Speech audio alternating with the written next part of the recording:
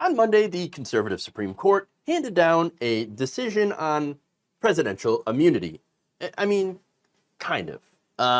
In a 6-3 ruling along ideological lines, the court's conservatives agreed that the president has absolute immunity from criminal prosecution for official acts and no immunity for unofficial acts.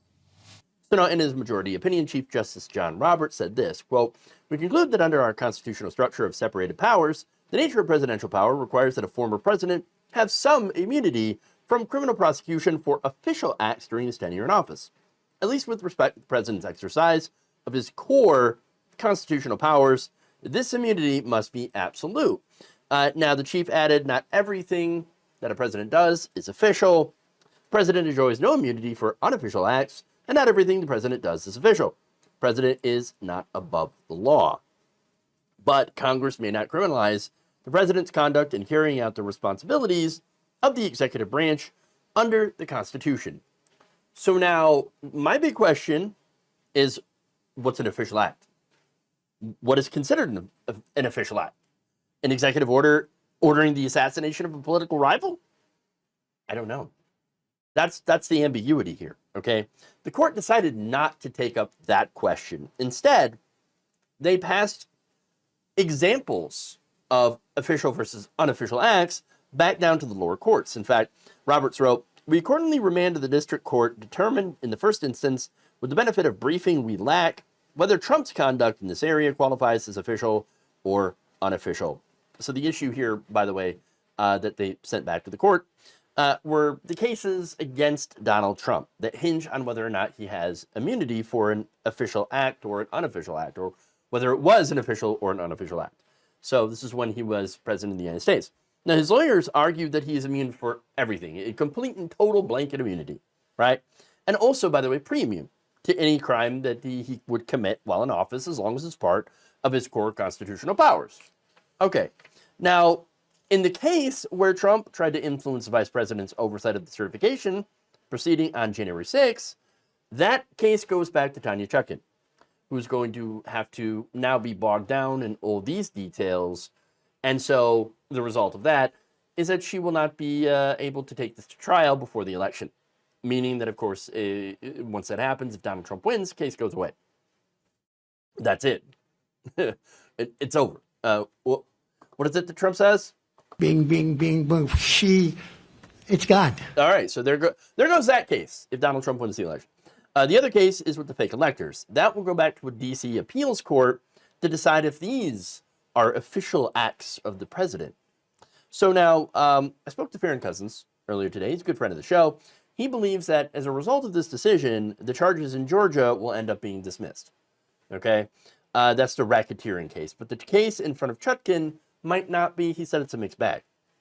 Now, why is the case in front of Chutkan, why would that not be dismissed? Assuming, of course, Donald Trump does not win the presidency and these cases are allowed to continue, it's because he would be using, or he used, personal campaign funds to pay for that effort. And so there are things that, in the cases of Jack Smith, by the way, that we're bringing, or that he had brought against Donald Trump in federal court, that no longer will be allowed, okay? So now, that said, after this decision, what's to prevent Donald Trump from calling, if he wins, from calling everything he does from now on an official act of the president? Again, his lawyers had already argued that in court, that yes, everything I do is completely official as president. Doesn't matter. Complete and total blanket immunity. Now, today's decision to grant, this is Justice Sonia Sotomayor writing in her dissent, today's decision to grant former presidents criminal immunity reshapes the institution of the presidency. Orders the Navy SEALs to SEAL Team 6 to assassinate a political rival, immune. Organizes a military coup to hold on to power, immune. Takes a bribe in exchange for a pardon, immune, immune, immune, immune. The indictment paints a stark portrait of a president desperate to stay in power. Because our Constitution does not shield a former president from answering for criminal and treasonous acts, I dissent. So now, along with Sotomayor's dissent, you also have Justice Ketanji Brown Jackson. Here's what she wrote. The seeds of absolute power for presidents have been planted, and absolute power corrupts absolutely. So, yeah, not good. Seems like it's a pretty big pass for any president to now do a crime and then say, what? It was part of my official act, and then get away with it. Not only that, but in determining if it's an official or unofficial act, and this was on page 18 of the decision, right? They're not able to consider a president's motive. So, wait a minute. So, again, getting back to the bribe, right? So, you know, as a president, you have the core ability to pardon someone. And if money just happens to get into your hands prior to that, nobody can really look into whether or not that pardon was motivated by the money that just happened to appear into your hands. You know, somebody giving you the money and then for the pardon, but can't determine the motive. And since that is a clear, you know, core constitutional ability of the executive branch, the president, to be able to do pardons, I guess doesn't matter if it's a crime. If you got a bribe, can't look into it, you're completely immune from any prosecution. That seems pretty corrupt, okay? Now, again, I think that this means that all of Jack Smith's cases against Donald Trump are going to just completely disappear. Gone. They will not go to court if Donald Trump wins the election. Again, immunity, right? And right now, by the way, it's looking pretty dire as far as polling goes. Yeah, Wisconsin, Michigan, Pennsylvania, pretty close. Nevada, not so close. Arizona, nope. Georgia and North Carolina, not good. Not good at all. And then you have this one. Does Biden have the mental and cognitive health to serve as president? 72% of registered voters say no. No, he does not. Now, look, I think it should be abundantly clear that I would personally rather vote for a rotting corpse over Donald Trump any day.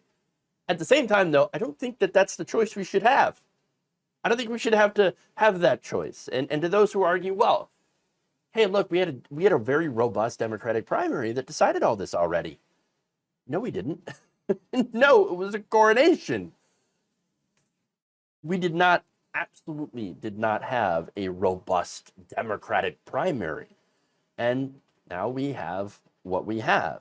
I think we should have better choices than a sundowning octogenarian versus a democracy-ending criminal fascist who now knows that whatever he does, he's most likely going to be able to do it without any fear of criminal prosecution after the fact. And so here we are in the place that nobody wanted to be. Thank you for watching. If you enjoyed this video, please like, share, subscribe, hit the bell icon in order to get notified whenever a new video is released. And if you want to support independent, progressive media through this difficult time where it seems like everybody is shutting down, you can become a member on our YouTube page, you can become a subscriber on Facebook, or you can go to my Patreon. It's patreon.com/Jeff Waldorf. Thank you.